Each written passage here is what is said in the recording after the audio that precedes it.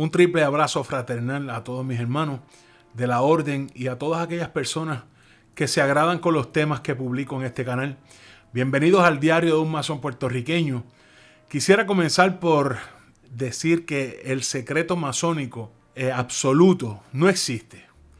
Pues hay que entender que los misterios y enseñanzas secretas contenidas dentro de sus preceptos se van impartiendo por medio de grados, mismos que el iniciado va adquiriendo de conformidad con su capacidad mental. Así es que el secreto realmente consiste en no divulgar ese cúmulo de enseñanzas a quienes puedan darle una falsa interpretación o torcer sus principios de virtud, instrucción y progreso. Es por eso que hoy comenzaré con una serie de temas para que los masones, que son los que van a entender de lo que hablo, si ha pasado por el grado y realmente captó algo durante su iniciación y el transcurso de su vida masónica. De lo contrario, estará igualmente perdido en el tema. Pero bueno, hoy les hablaré sobre el simbolismo de los viajes del segundo grado y una breve interpretación. Así que pues, comenzamos.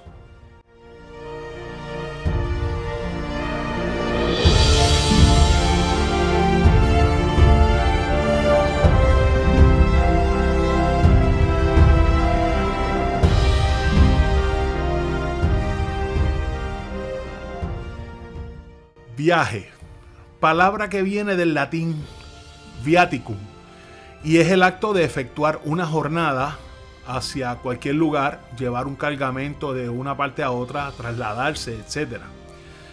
En el lenguaje simbólico de la masonería se dice que los iniciados viajan de occidente a oriente y de norte a sur, o sea, por los 4 puntos cardinales, y significa que de las tinieblas de la ignorancia pasa a la luz de la verdadera ciencia, para después impartir sus conocimientos sobre la superficie del globo, comprendida entre los 2 polos. Es también el simbolismo de los viajes que efectuaron las diferentes razas de los artesanos que construyeron la elevada Torre de Babel y que al llegar a cierta altura se confundieron las lenguas y se perdió la masonería. Pero que al dirigirse nuevamente hacia el solar de Ornán, renacieron las lenguas y se encontró nuevamente la masonería. Todo esto es simbolismo puro, inteligible en ningún otro sentido. Por eso, durante todos los actos de la iniciación o aumento de salario, se da el nombre de viajes a una parte de las pruebas físicas a que se sujeta el candidato. Estos actos tenían lugar antiguamente dentro de lóbregas cavernas y subterráneos, pero actualmente no se ejecuta más que un simbolismo de aquellas ceremonias, tan importantes como grandiosas y solemnes. Los viajes, cualquiera que sea su índole iniciática, simbolizan a los trabajos, los esfuerzos, las privaciones, los sufrimientos y los obstáculos con que tropieza el hombre, los que solo con voluntad y energía y perseverancia logra vencer para realizar sus aspiraciones. Para pasar de la perpendicular al nivel o de la regla a la escuadra, que significa del primero al segundo grado, el aprendiz debe efectuar 5 viajes simbólicos del número de años de estudio que se exigían y aún deberían exigirse a los compañeros, y durante los cuales sus instrumentos de trabajo pues serían el martillo, el cincel, el compás, la regla, la palanca, la escuadra y el nivel. El plazo estipulado no es largo si se tiene en cuenta la importancia de los conocimientos que debe adquirir el compañero. Por eso Pitágoras exigía de sus discípulos 5 años de asidua asistencia, de esforzados estudios y de un silencio absoluto, a fin de que, fortificados por la meditación y guiados por la experiencia, pudieran ser más capaces para enseñar y más dignos de ser escuchados. El primer viaje está consagrado a los 5 sentidos del hombre: la vista, el oído, el olfato, el gusto y el tacto. El postulante ejecuta este viaje partiendo de occidente rumbo al norte, de aquí a oriente y luego al mediodía, llevando como instrumentos de trabajo el martillo y el cincel. Representa al primer año o época para los estudios del neófito, cuyas materias son la zoología, la botánica, la mineralogía, la física y la química, las que tienen por objeto investigar los fenómenos naturales y elevarse de lo concreto a lo abstracto, o sea, ir penetrando dentro del mundo de lo desconocido.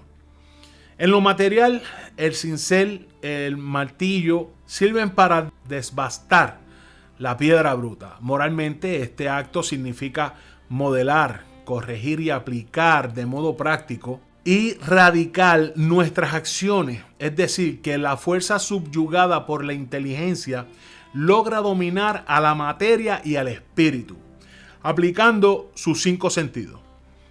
Esta jornada se efectúa por los 4 puntos cardinales para demostrar que ni las tinieblas del occidente, ni los hielos del norte, ni los calores del sur, ni la luz esplendorosa y deslumbrante del oriente, ni las escabrosidades de las montañas, ni la inmensidad de los mares nos harán desistir de nuestros propósitos de recorrer el mundo en pos de la verdad, la virtud y la instrucción. Este viaje representa también a la cadena de eslabones que rodea el templo, la que simboliza la confraternidad universal, que une a todos los masones, y los cuadros blancos y negros que quedan dentro de ese lazo de unión representan a las diferentes razas humanas, a su sabiduría o su ignorancia, sus virtudes o sus pasiones, sus cualidades o sus defectos, sus bienes o sus males. El segundo viaje tiene por objeto el estudio de los 5 órdenes de la arquitectura, o sea, el dórico, el jónico, el corintio, el compuesto y el toscano. Para ejecutar este trabajo se entrega al neófito el compás y la regla, que son los instrumentos con que se trazan las más hermosas y perfectas de las figuras geométricas, el círculo y el triángulo. El primero, con la igualdad de sus radios, muestra el valor del diámetro, constituye la unidad de superficie.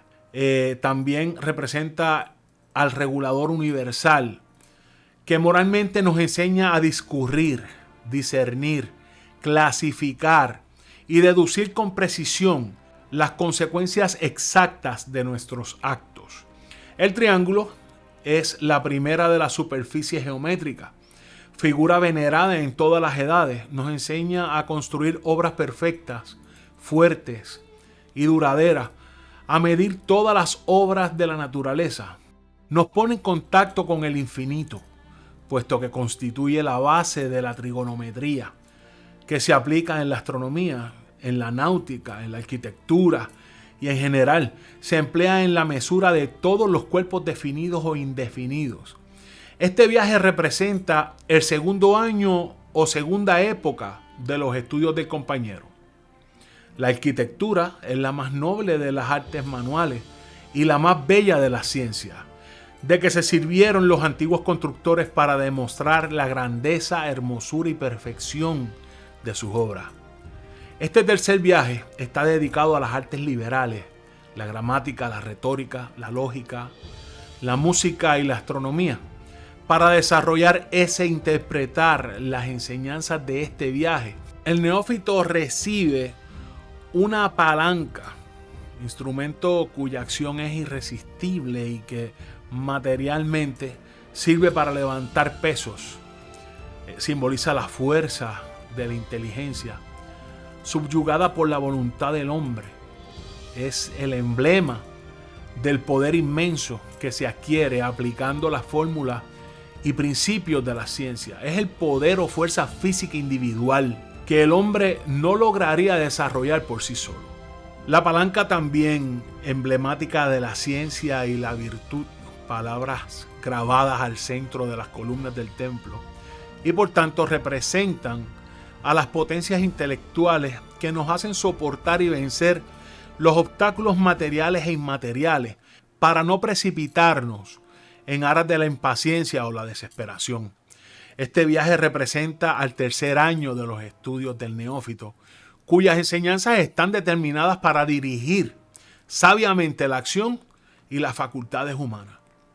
La importancia de estos estudios no consiste en que sea indispensable el conocimiento absoluto de todas las ciencias enumeradas, sino que es muy conveniente e indispensable que el masón adquiera, cuando menos, las nociones elementales que contienen, con el fin de evitar los errores y las preocupaciones a que conduce una ignorancia completa sobre las materias.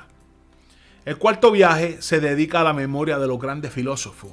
En este viaje se entrega al graduando la escuadra y el nivel. La primera es símbolo de la conciencia, la razón y la equidad, y el segundo representa a la igualdad, la libertad y el derecho.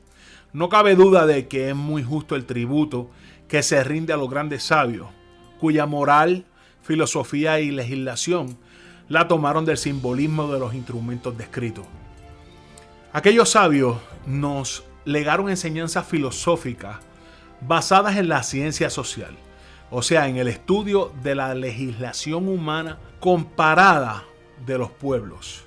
Es el que constituye la moral preparada por la ciencia del poder y el mando, sencilla por sí misma para estar al alcance de las muchedumbres y se puedan emancipar del peligro de caer bajo la acción de la astucia y la de los hombres que han desempeñado tan importante papel en la historia de la esclavitud de los pueblos. Por eso se nos enseña constantemente a conocernos a nosotros mismos, limitando nuestros actos a las más sanas intenciones que nos elevan a un nivel social digno y poder dar a cada uno lo que le corresponde, de conformidad con sus virtudes y sus méritos. Es aquí donde volvemos a encontrarnos las cualidades inscritas en los escalones del segundo tramo de la escalera de caracol: la inteligencia, la rectitud, la prudencia, el valor y la filantropía. Amad a vuestros semejantes, socorredlos e instruidlos, y perdonad a quien os haya ofendido, que no hay más dicha que la satisfacción del deber cumplido. Tales fueron las máximas de aquellos grandes sabios cuya memoria se recuerda con veneración. En este viaje representa el cuarto año, o época de estudios del compañero. El quinto viaje se dedica a la glorificación del trabajo, y por eso el neófito no lleva instrumento alguno, sino que únicamente el mandil con la babeta levantada. Este viaje se ejecuta en sentido inverso que los demás, o sea que caminando de espaldas hace el recorrido de mediodía al oriente, de aquí al norte, para regresar nuevamente a occidente. Este movimiento tiene tres significados: astronómico, moral y secreto. Estos ritos pudieran variar de acuerdo a los lugares donde se hagan las iniciaciones, ¿verdad? Porque hay muchas de estas cosas que se han perdido, y de donde estoy extrayendo la información no necesariamente está acorde con lo que se hace hoy día. Continuamos con lo astronómico, que consiste en hacer que el candidato ejecute el movimiento de retroceso que aparentemente efectúa el Sol durante el invierno para producir nuevamente las estaciones por su orden dentro del año.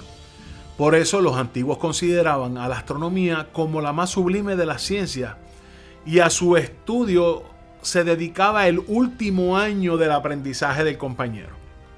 Esta circunstancia es también una de las causas por la cual no lleva herramientas durante su último viaje. La interpretación moral tiene dos acepciones. La primera consiste en hacer al neófito que la glorificación del trabajo, el culto a la ciencia y el merecido reposo o descanso no requieren instrumentos de labor, sino manifestar una veneración pura y sublime que se obtiene con la meditación.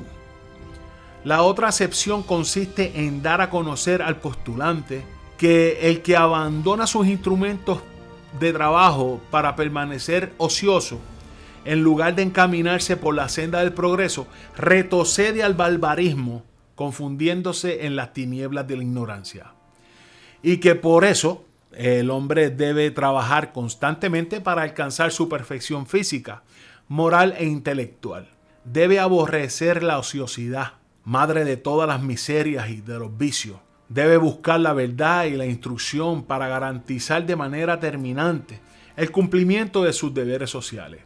El significado secreto consiste en que el hombre, después de haber cumplido con su misión en la vida, debe estar ya preparado para descender dentro de las tinieblas del misterio, es decir, para volver a la nada y en donde no utiliza sus instrumentos de labor, y se le considera como que regresa nuevamente a su punto de partida o su verdadero origen. Considerando la constante evolución de la materia, el hombre seguramente que vuelve al mundo desconocido, la tumba, a donde pasa a purificarse por los elementos generadores, el germen, y recibir nuevamente la luz purísima de Oriente.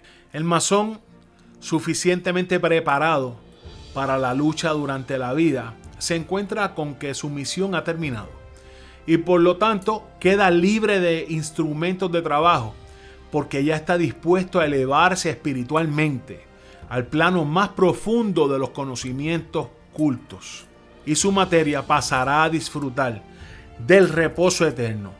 Pobre de aquel compañero que le sorprenda la muerte con los útiles de trabajo en sus manos, y sin haber terminado su obra, pues simplemente no llenó su misión en la vida.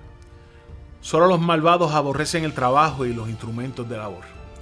Las actividades humanas les causan asco y terror, porque la misión de esos individuos arteros, y debo decir que la palabra artero significa mañoso, malintencionado, falso, es turbar y corromper la humanidad, haciendo al mundo juguete del destino.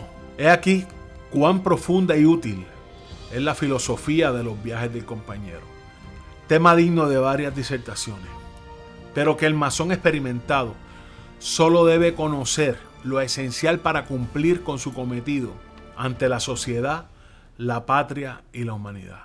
Y hasta aquí esta breve intervención con este tema que me agradó muchísimo. Voy a pedirte que te suscribas al canal, que me regales un like, que le dejes a la campanita para que recibas todas las notificaciones cada vez que yo subo un nuevo video, que comentes y que lo compartas. Ayúdame a llevar un poquito de luz a donde haga falta, que mucha falta nos hace. Gracias y hasta la próxima.